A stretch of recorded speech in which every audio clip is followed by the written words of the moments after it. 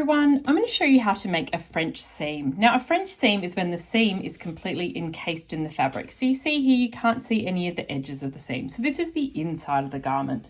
So if I was to show you from the outside, it just looks like any other seam. So you can see it there. There's the seam there, but you can see there's no edge of seam, there's no overlocking, it's all beautifully encased in the seam. So it's quite simple, so I'm just going to show you step by step how to do it. And I figured that this fabric was a really good example because the back of the fabric is very obviously different from the right side. So the wrong side and the right side. And that is the most important thing about French seams, and that's what is a little bit confusing, is that when you have to do French seams, you need to put your wrong sides together. And that is honestly probably the hardest thing about a French seam. So I've just got some sample scraps of fabric here. So you can see very clearly this is the right side and this is the wrong side. Now when we sew seams, we're really used to putting right sides together because we want the outside of the garment to look nice and we want all the seams on the inside of the garment. So for French seams, you're going to be flipping that around. So we're actually going to put the wrong sides together.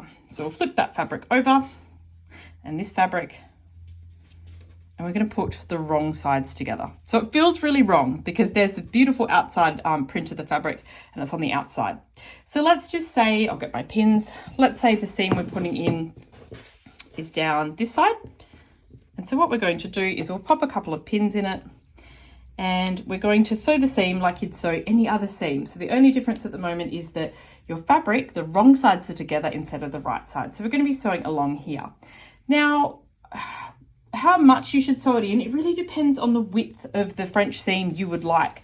So going back to this dress, I think these ones were, like I'll say about 5 to 7 mil or 1/4 of an inch. So it really depends the width of your French seam. You can do any width you want. So for this one, the example, I'm going to show you the same as what I did the dress. So what we're going to do, I'll take it to the machine and I'm going to sew it in a very different color, so it's really obvious. So I'm just going to sew along there a 1/4 of an inch or about 5 or 7 mil. I like trying to give imperial and metric, but honestly, it doesn't matter. It depends on the width of your French seam. So let's just sew it about 7 mil or a 1/4 of an inch down along there. So we're over at the machine and we're just going to sew it in a 1/4 inch, just a nice straight stitch, or about 5 to 7 mil. So do a few back stitches at the start and then just sew it along the edge there like that with your wrong sides together, not your right sides together, and then do a few back stitches at the end. That's it. So I've sewn along there now, as you can see, about the 7 mil or the 1/4 inch. And now what we're going to do is we're going to trim it in a little bit closer. Now I find sometimes it's easier to trim on top of a pressing ham or one of the Taylor sausages, because when it's flat on a table, I find it just can be a little bit harder. So I kind of like chopping one on here. So we're just going to trim this in and get it down to about 5 mil. So just closer to that stitching line. I know this can be stressful, but we're just going to trim it in nice and close. So there we go, we trim that down. And now the next bit we're going to do is we're going to open out those seams and we're going to press this open. Now I'll zoom in. Now I know this can look really fiddly, and to get going sometimes it can be a little bit hard. You're just going to try and get your fingers in there and we're going to press this flat.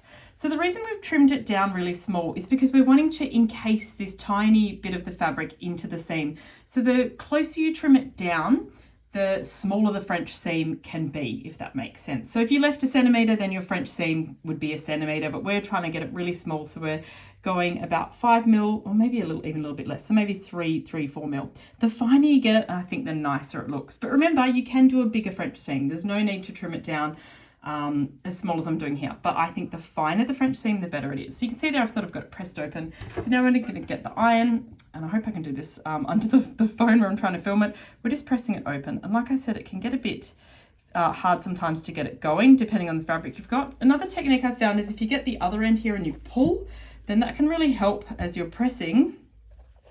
It can help it just sort of stay open. So just give it a bit of tension there as you're pressing. Not too much though, because we don't want to distort the fabric. So we're just pressing that seam open. For the sake of the video, I'll flip it around so I can do the other side because I can't quite fit the iron underneath there. So same thing, but you could just do the whole seam. You're not having to flip it. I'm just doing it so I can film it. So there's the iron. I'm just pressing that seam open. So that's nicely pressed open now. Now we've got a little bit more pressing to do.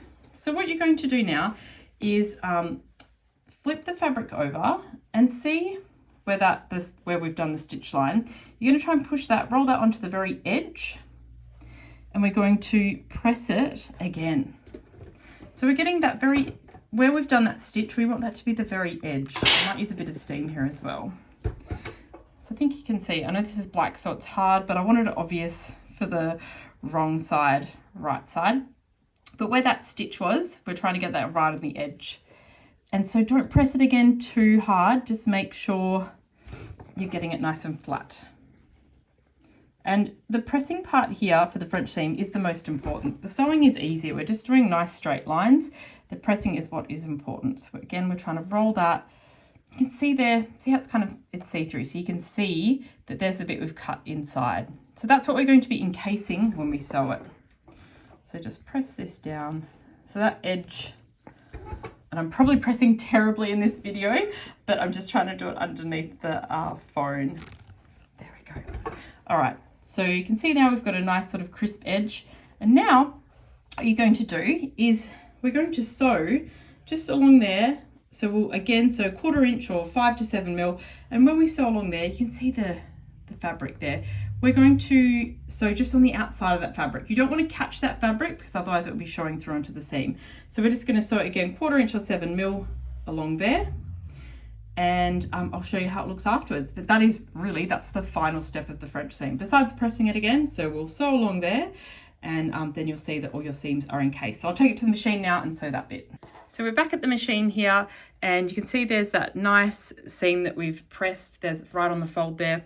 And I think because this is nice and see-through there, you can see that where we're sewing along, so we're sewing 1/4 inch or 5, 6-ish, 7-ish mil there, and we're going to try and sew on the outside of that because we don't want to be catching the seam allowance, because if we did, when you sew it, you'll see some of that fabric poking through. So we'll fold it over, and we're going to make sure we're not catching any of it. Now this fabric I think is handy because we can see.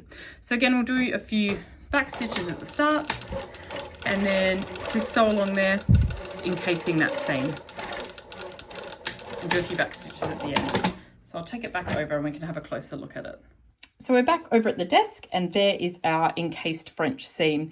So you can see the seam allowances within where we've sewn. So the pink stitching makes it really obvious. So now this is our wrong side. So there is our French seam, and it's all nicely encased in there. And then we'll turn it around to the right side. And you can see there's no seam edges poking through there. So it's a nice, beautiful, clean finish. So there's our seam, and there's the French seam from the back. So you can see all the edges are encased, and it looks really nice and neat. Now, the only thing I'd do from here is just give it a nice little press again. Do it from the front side or the top side. And again, I'm sorry I'm pressing this so badly. I just don't have much room underneath the camera. So yeah, I'd press it from the top side and from the back side.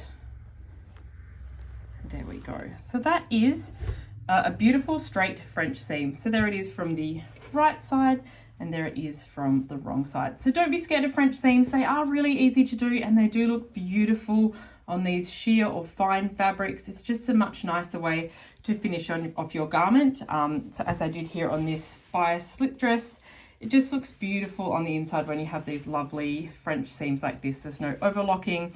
And when you can see through the garment a little bit, like this garment here, all you're seeing is a beautifully little black line of a finished seam there. So give French seams a go. Like I said, don't be scared of them. They're a beautiful way to finish off sheer fabrics. Thanks, bye.